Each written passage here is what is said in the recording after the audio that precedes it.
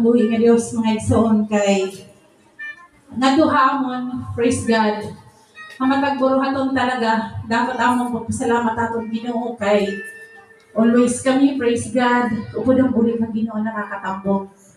Nanbisan pa, hallelujah, amon paglakaton, kasi aton Sunday, nagsaranggot kami nga, dapat maaga, pero saring haton amon ka, alas 11 kinahanglan makalakat na kami. Praise God, arayaw ng Ginoo. So, samtang kaniya mga igsoon, mga siguro mga alas 9 pa.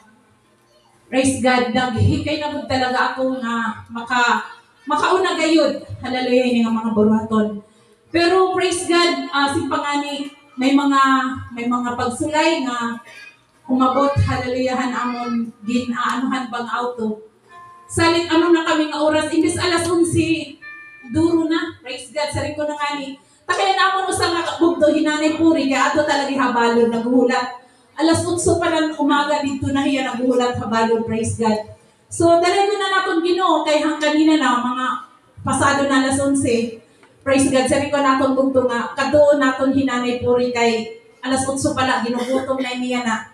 Praise God, samtang nga din na kami motor ni Pastor, nag-ampo ka natin Ginoo, masay ko, Lord, ayaw itugot Ginoo nga magsakay kami ng bus.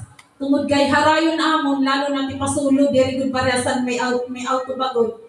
Salit, dariyawon na naton buhi nga Dios mga igsoon, kay gintubag niya, anak kong mga paghangyo.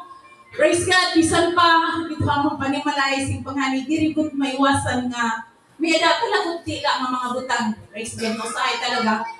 Simpangani ang kaaway, amo ko talaga ang purpose na aton kaaway nga bungkagon kita. Diri gusto ang kaaway nga tumambong kita ang mga buruhaton na naton buhi nga Dios. Pero dalay ko na naton Ginoo mga igsoon.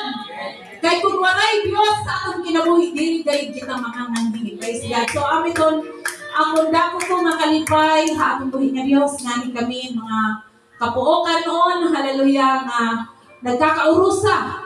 Praise God, para aton simbangon, himayaw naton na naton.